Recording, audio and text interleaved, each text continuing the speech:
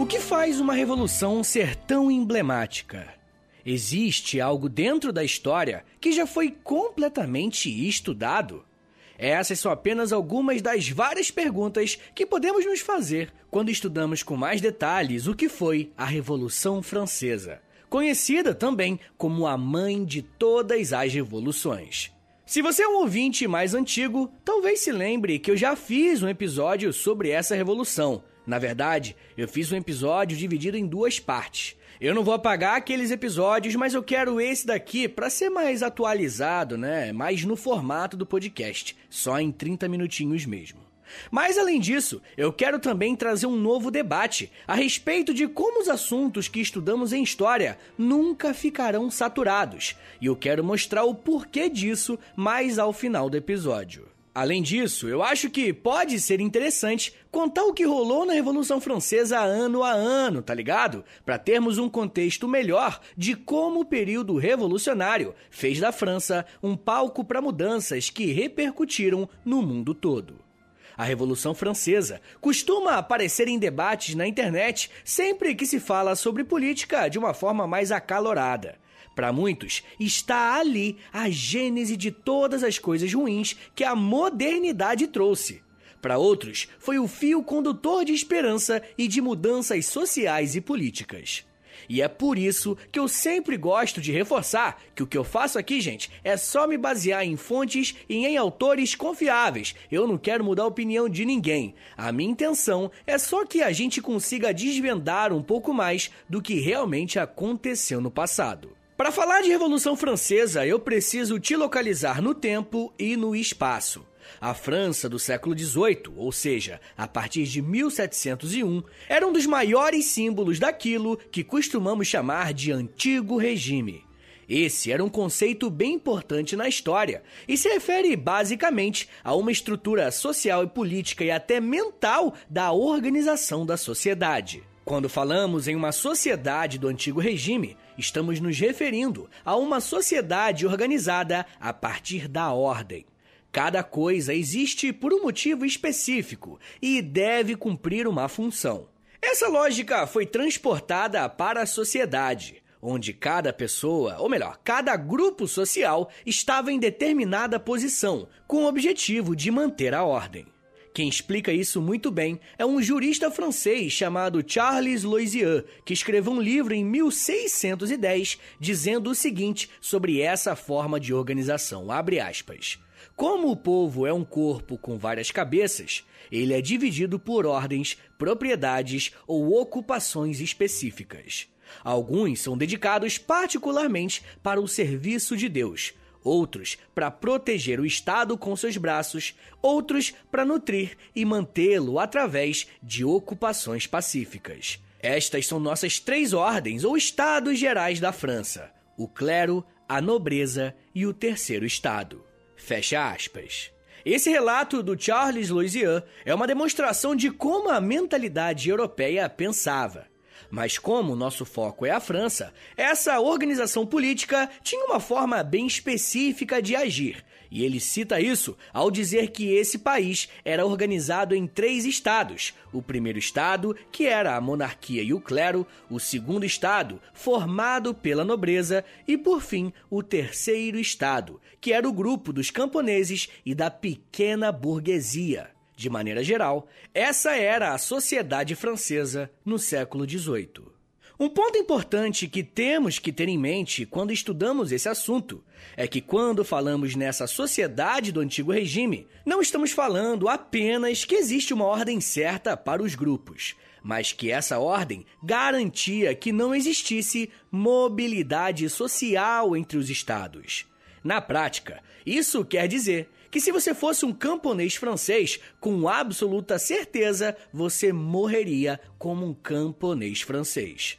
Além disso, essa sociedade de ordens era marcada por uma desigualdade jurídica. As pessoas não eram iguais perante a lei. Para nós, isso é algo completamente impensável, né? Pois é, mas era assim que funcionava o Antigo Regime. Esse tipo de mentalidade começou a ser questionado a partir do Iluminismo.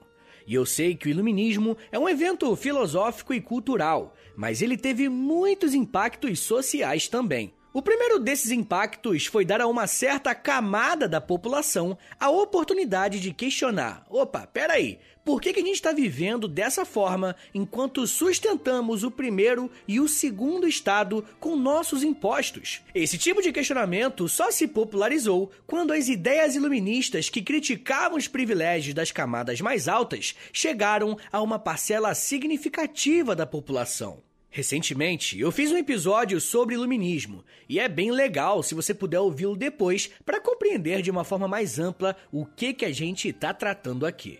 Os debates a respeito dos privilégios de algumas camadas não cresceram no vácuo.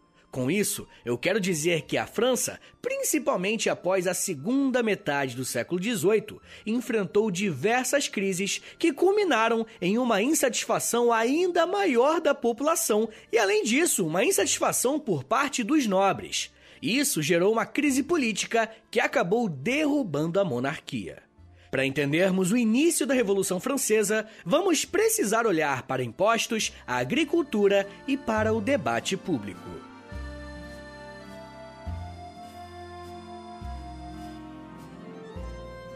Um dos principais temas estudados quando o assunto é iluminismo é a respeito de que forma as ideias circularam.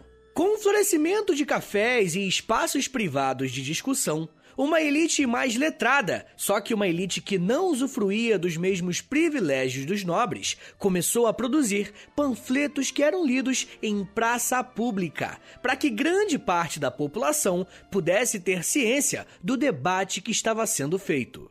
Historiadores consagrados como Jonathan Israel costumam dizer que esse processo foi o que gerou uma crise na consciência europeia, ou seja, gerou uma crise na forma de pensar o antigo regime.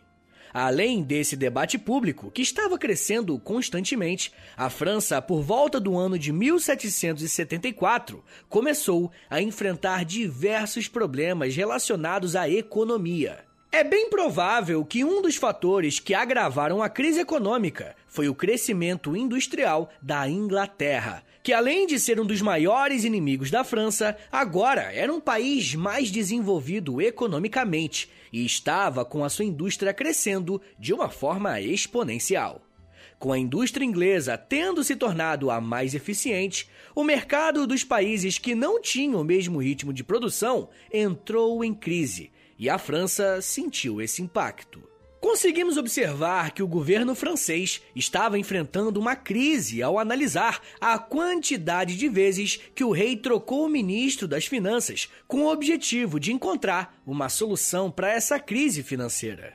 Um dos ministros mais importantes nesse contexto é o Charles Alexander de Calonne, que propôs em 1787 um conjunto de reformas fiscais com uma mudança: cobrar impostos de todos os proprietários de terras, desde os pequenos proprietários como até os mais ricos, incluindo os nobres.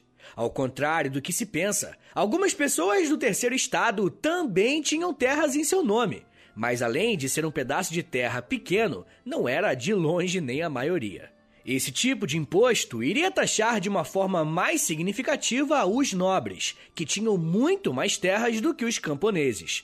E aí você pensa rapidão, né? Você acha que os nobres curtiram essa ideia do ministro Charles?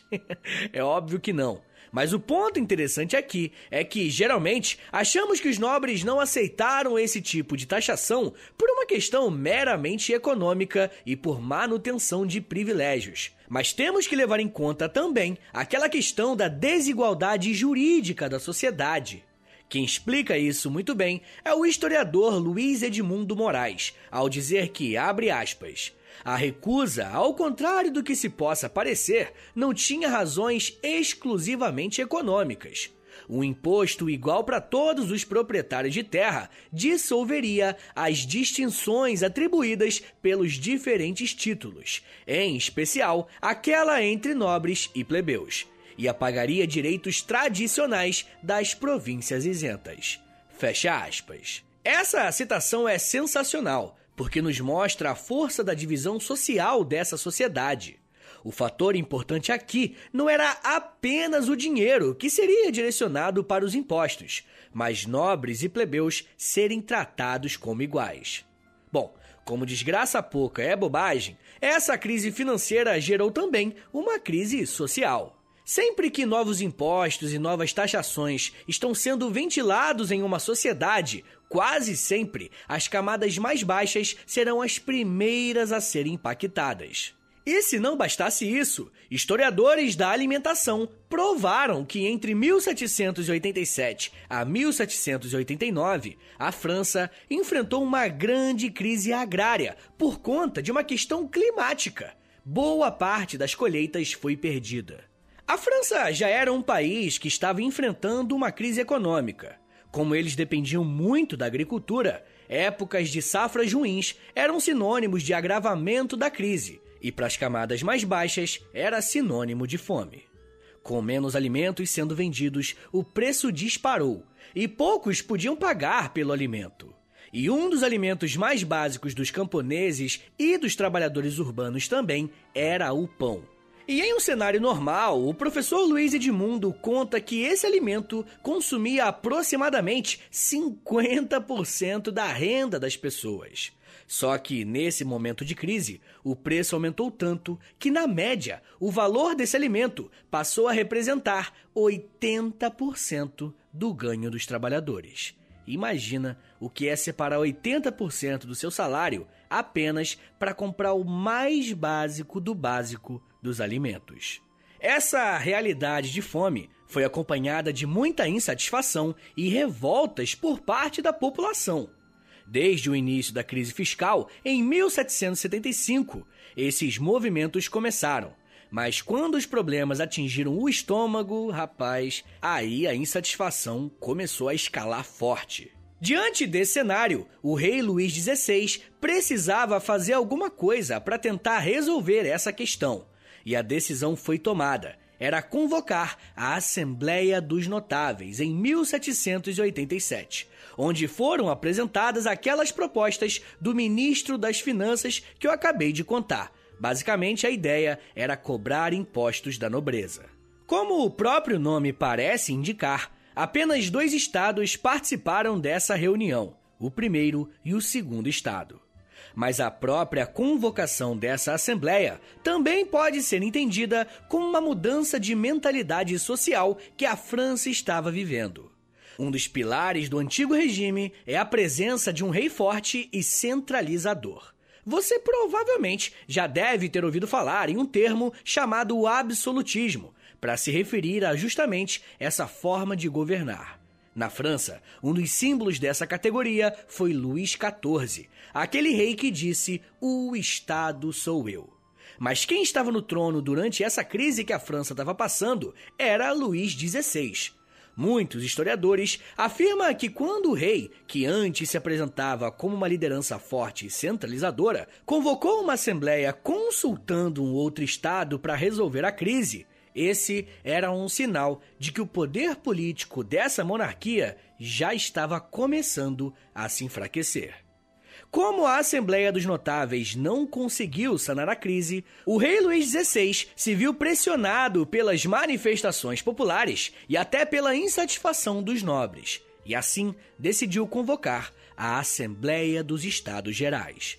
Essa nova Assembleia seria composta por representantes dos 3 estados, algo que não acontecia desde 1614. Olha quanto tempo que o terceiro estado ficou afastado das discussões políticas.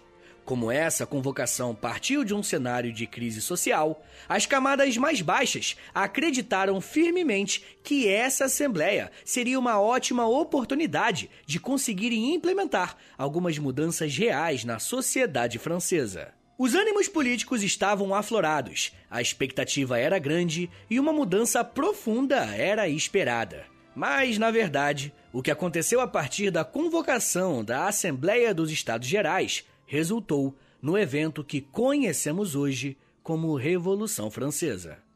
Eu já vou falar mais sobre como que se desenrolou essa Assembleia, para descobrirmos se essas mudanças de fato vieram e como a população se comportou a partir dali.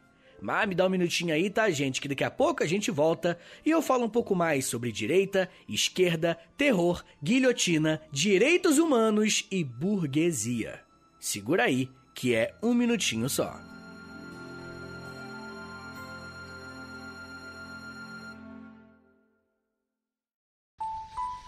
Eu sempre sonhei em poder viver de criação e de educação. E graças ao apoio de vocês lá no Apoia-se, isso se tornou realidade. Entre em apoia.se/História em Meia Hora, que com 10, 20 ou 30 reais por mês, você não só contribui para esse trabalho continuar acontecendo, como também recebe recompensas exclusivas para os apoiadores.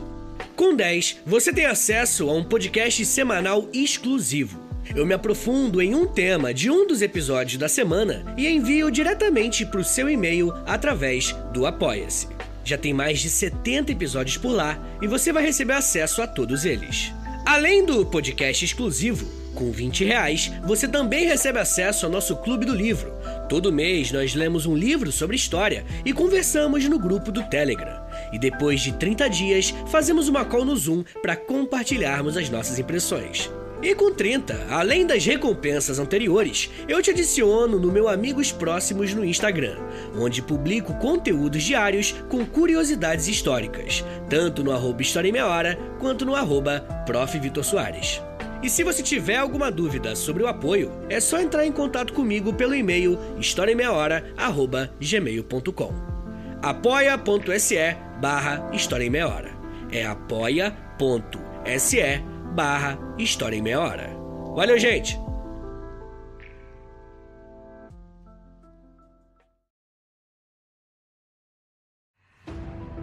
This episode is brought to you by Peacock. The new Peacock original documentary, Matthew Perry, A Hollywood Tragedy, dives deep into the beloved actor's rise to fame and his tragic death.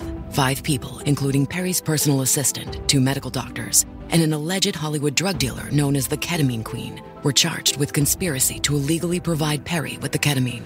Explore the details of the case in this heartbreaking special, streaming now only on Peacock.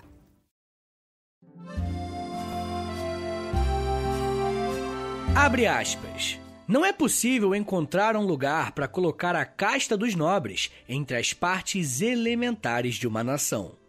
Por suas prerrogativas civis e públicas, a ordem nobre é estranha a nosso meio. Não é certo que a ordem nobre tenha privilégios, isenções, até mesmo direitos distintos dos direitos do grande corpo de cidadãos. Assim, seus direitos civis já fazem deles um povo à parte na grande nação. Fecha aspas. Essas palavras foram ditas por um abade francês chamado Emmanuel Sieyès, em 1789. Essa citação faz parte de um livro chamado O que é o Terceiro Estado, publicado por este mesmo abade. Eu trouxe essa fonte aqui para vocês para mostrar 2 coisas. O primeiro ponto é mostrar que existia um debate muito forte a respeito dos privilégios dos nobres. Geralmente, essas contradições ficam mais evidentes em momentos de crise. A Emília Viotti da Costa disse em um livro que, abre aspas, crises são momentos de verdade, fecha aspas. E numa profunda dificuldade econômica, a vida boa que os nobres tinham passou a ser entendida como um luxo acima do necessário e do aceitável. A segunda coisa que eu queria mostrar é que essa crítica partiu de um membro da igreja, ou seja, alguém que pertencia ao primeiro estado. E isso é importante, porque costumamos achar que as pessoas que compõem esses grupos pensam completamente igual, né? Agem da mesma forma, entre outras coisas. E isso acontecia também com o terceiro estado. Quando a Assembleia dos Estados Gerais foi convocada, os camponeses pobres tinham a expectativa que o preço dos alimentos iria baixar e eles poderiam voltar a se alimentar com mais frequência e tranquilidade. A pequena burguesia, que também compunha o terceiro estado, queria, na verdade, que o governo implementasse medidas liberais, que eram pregadas na época por teóricos iluministas, com foco 100% na economia. Digo tudo isso para mostrar para vocês como os interesses eram variados e tudo isso foi levado para dentro da Assembleia. No dia 5 de maio de 1789, o rei Luís XVI abriu as portas do luxuoso Palácio de Versalhes para começar a Assembleia dos Estados Gerais. No primeiro momento, isso já era uma grande conquista. Membros do terceiro estado estavam agora no lugar mais luxuoso e imponente da França. Mas não demorou muito para que a realidade destruísse as expectativas. Quando a reunião começou, ficou definido que as propostas seriam votadas, mas cada estado teria direito a um voto. Ou seja, o clero teria direito a um voto, a nobreza a um voto, e os plebeus, os camponeses, a pequena burguesia, a grande burguesia, todo o terceiro estado teria também só um voto.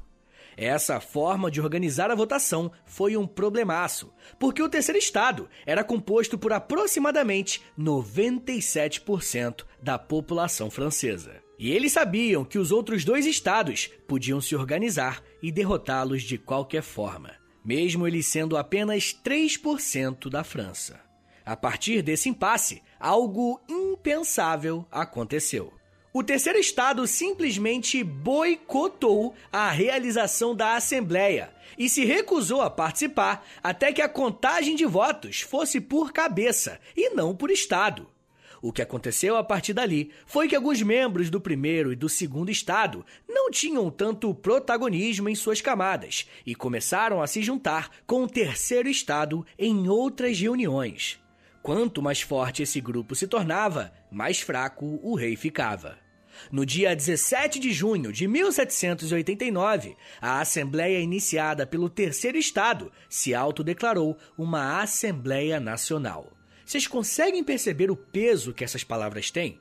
O terceiro estado estava tomando para si a legitimidade de tentar resolver as questões do país como um todo.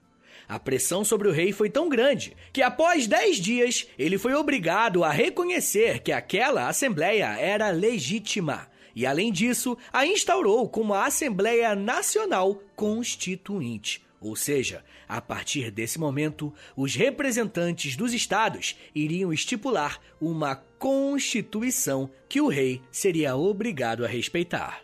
A França estava caminhando para se tornar uma monarquia constituinte, algo parecido inclusive com a Inglaterra na época.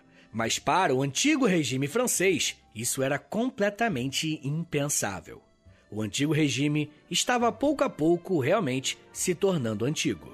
Mesmo permitindo que a Constituinte se formasse, o rei e os nobres ligados a ele não esperavam que essa organização teria sucesso.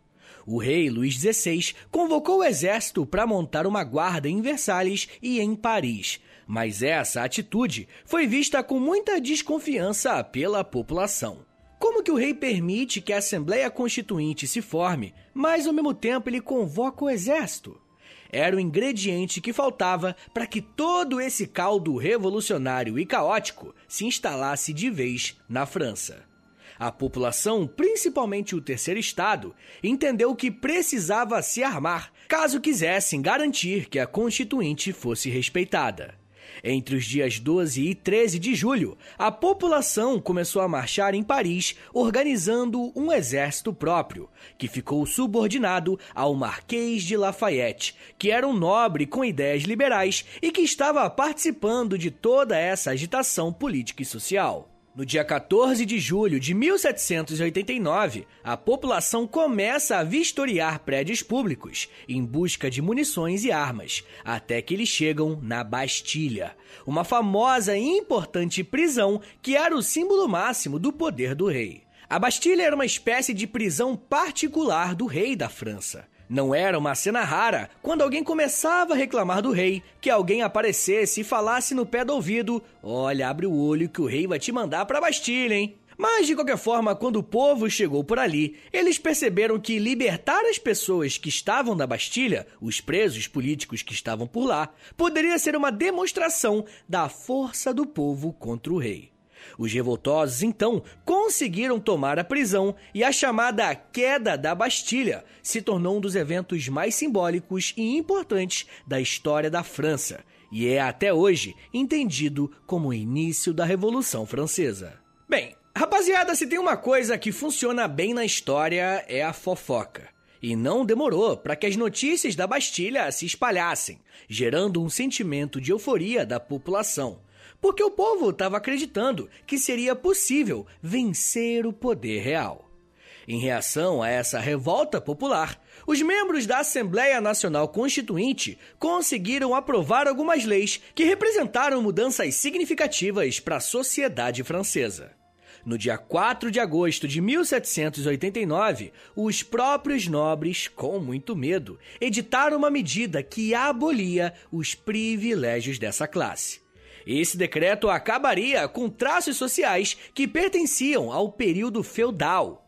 Ainda no mês de agosto, um novo marco simbólico foi criado. No dia 26, foi feita a Declaração dos Direitos do Homem e do Cidadão. Essa declaração é muito importante, porque ela é a base daquilo que vai se tornar o que conhecemos hoje como direitos humanos, naquilo que se refere às liberdades individuais, seja de crença ou de liberdade de expressão. Mas, além disso, essa declaração colocava fim ao antigo regime, pois uma das resoluções afirmava que todo o poder emana do povo. Essas duas propostas criadas no mês de agosto de 1789 inauguraram um debate na França que existe até hoje. O rei Luís XVI ainda estava à frente do país, mas demorou para validar essas leis. Os deputados começaram a debater entre si se o rei deveria ou não ter o poder para fazer essa validação, principalmente depois de todos os eventos. Os deputados se reuniram, e os que se sentavam à direita do salão eram aqueles que acreditavam que o rei tinha sim o poder de vetar ou não essas leis. Já aqueles que se sentavam à esquerda do salão eram aqueles que eram radicalmente contrários a esse poder do rei nesse momento da conjuntura política. E é justamente nesse momento daqui que surge todo esse papo de direita e esquerda relacionado ao debate político, né? Inclusive, eu tenho um episódio aqui no feed do História Meia Hora chamado Direita e Esquerda, ou Esquerda e Direita, não lembro. Mas é um episódio sobre esse tema que eu conto a origem desses dois termos, e inclusive a aplicabilidade desses termos hoje em dia. Mas enfim, gente, anos mais tarde os historiadores vão chamar os deputados que ficaram à direita de girondinos, e aqueles que se sentaram à esquerda de jacobinos. Após uma série de mudanças políticas propostas por esses dois grupos, a Assembleia Nacional Constituinte encerrou os seus trabalhos em 1791. Publicamente, o rei parecia aceitar a nova Constituição, mas nos bastidores ele estava tentando voltar com seus poderes. Seu objetivo era conseguir o apoio de monarquias vizinhas para retornar com um exército mais forte, porém, o plano não deu certo. Em junho de 1791, o rei Luís XVI foi pego tentando sair do país, e esse ato foi interpretado como uma fuga. Se o clima já estava tenso, a partir daqui, rapaz, a coisa escalonou de vez. Em setembro de 1792, os políticos franceses destituíram a família real do país, derrubaram o governo e, logo em seguida, convocaram uma convenção nacional para governar a França. Essa convenção era formada principalmente pelos jacobinos e pelos girondinos, grupos políticos que ganharam força durante todo esse processo revolucionário. Esses políticos tinham uma decisão a tomar a partir de agora: o que fazer com o rei? Após muitos debates acalorados, ficou decidido que o rei e a rainha seriam condenados à morte. Isso aconteceu no dia 21 de janeiro de 1793. Luís XVI, o antigo rei da França, foi decapitado numa guilhotina e a sua cabeça foi exposta em praça pública. A partir de então, a França vivia sob uma república, que precisava encontrar uma forma de se organizar, agora que não tinha uma monarquia à frente do país. Como vocês podem imaginar, o fato de matarem o rei dessa forma chocou muito as monarquias vizinhas, que passaram a declarar guerra à França. Vendo exércitos estrangeiros invadindo a França e alguns nobres desejando largar a revolução, os jacobinos conseguiram controlar o governo e ditaram as medidas a partir de 1793. A primeira ação dos jacobinos à frente do governo foi criar o Comitê de Salvação Pública, órgão que comandava o exército e administrava as finanças públicas do país. Os principais nomes do jacobinismo na França eram Georges Danton e Maximilien de Robespierre, dois políticos que ficaram ainda mais conhecidos e poderosos enquanto os jacobinos estavam no poder. Mas não foi por esse órgão de controle que os jacobinos marcaram seus nomes na história da França. No dia 10 de março de 1793, os jacobinos criaram o Tribunal Revolucionário, responsável por julgar e condenar aqueles que eram acusados de conspirar contra a República Revolucionária. E quando alguém era preso e julgado, os jacobinos usavam a guilhotina para punir os traidores. Moleque, aquela navalha trabalhou, tá? Esse foi o período mais violento de toda a Revolução e ficou conhecido como o período do terror. De acordo com o historiador Michel Vauvel, abre aspas, o balanço geral, 10.000 executados após julgamentos em toda a França. Mas muito mais se incluirmos as vítimas da repressão nos focos de guerra civil. Fecha aspas. Por mais contraditório que possa parecer, foi durante esse período de caça às bruxas que a Revolução Francesa mais avançou se formos analisar as conquistas sociais. Foram aprovadas leis criando escolas públicas não religiosas e impostos sobre a renda dos mais ricos. Também foram estabelecidos preços máximos para produtos básicos, como o pão, por exemplo. E os nobres que fugiram do país tiveram suas terras confiscadas para realizarem uma reforma agrária, que acabou beneficiando mais de 3 milhões de pessoas em toda a França. Mas não demorou muito para que o radicalismo dos jacobinos fosse interpretado como um abuso, e os girondinos conseguiram se articular para tirar os chamados radicais do poder. Essa troca de poder colocou no lugar um grupo mais ligado à alta burguesia, que via nesse radicalismo todo um grande empecilho para o crescimento econômico do grupo. Como reação, uma das primeiras medidas foi levar o líder jacobino Robespierre para a guilhotina, assim como ele tinha feito com milhares de pessoas. Se vocês quiserem, eu posso fazer um episódio só sobre o Robespierre. Se você achar que é uma boa ideia, deixa um comentário na última foto do Instagram, @História em Meia Hora. Mas enfim, gente, a chegada dos girondinos representa uma mudança brusca nos rumos da Revolução Francesa. Se até aqui nós vimos a participação popular, com os burgueses entrando nas classes mais altas do poder, eles vão trabalhar para que a população seja impedida de participar da vida pública.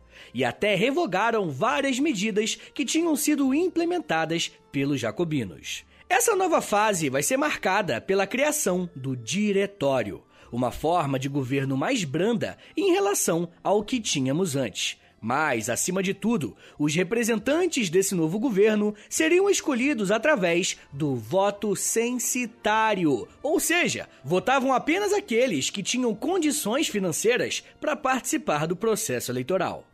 O Diretório começou em 1794 e durou até 1799. Durante esse período, os jacobinos e a população como um todo até tentou retomar o poder, mas foram suprimidos pelo exército, que estava sendo liderado por ninguém mais e ninguém menos que Napoleão Bonaparte, que inclusive mais tarde foi convidado para integrar o Diretório. Essa segunda fase da Revolução Francesa marca uma ascensão da alta burguesia, que necessitava de uma estabilidade política para garantir prosperidade econômica. Mas, claro, prosperidade para o grupo deles. Como já falamos em outros episódios, Napoleão Bonaparte aproveitou a sua posição no governo para aplicar o golpe do 18 de Brumário e dar início ao seu legado à frente da França, colocando um ponto final na Revolução Francesa.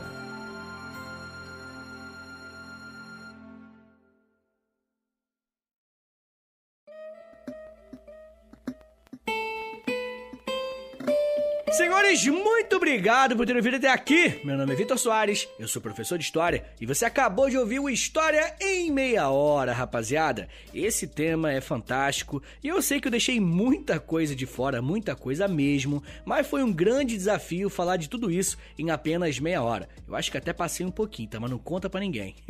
Então me ajuda a compartilhar esse episódio aí, rapaziada, por favor, tá bom? Manda pros seus amigos, manda nos stories se você quiser e me marca lá no @História em Meia Hora. Ou você pode postar no Twitter e me marca no @H30podcast. Mas, senhores, não se esqueça que a melhor forma de você ajudar o História em Meia Hora, melhor do que compartilhar, melhor que tudo, é apoiando o podcast lá no Apoia-se, beleza? Anota aí, é apoia.se/História em Meia Hora, apoia.se/História em Meia Hora, que aí você tem acesso a conteúdo exclusivo, a stories no Instagram, dependendo do nível, Clube do Livro também tem, enfim, entra lá que você vai ver qual é o plano que se adequa a você, tá bom? Rapaziada, eu tô no TikTok agora, tô fazendo uns videozinhos educativos por lá, no Reels também, né? É o mesmo @, é Prof. Vitor Soares, segue lá, segue no Twitter, segue no Instagram, que eu tô ensinando história de um jeito informal, né? Assim que eu gosto de fazer, em todas as redes sociais, beleza? Então é isso, gente, muito obrigado, um beijo, até semana que vem e valeu!